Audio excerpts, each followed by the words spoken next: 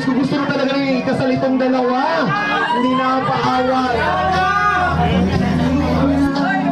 Grabe.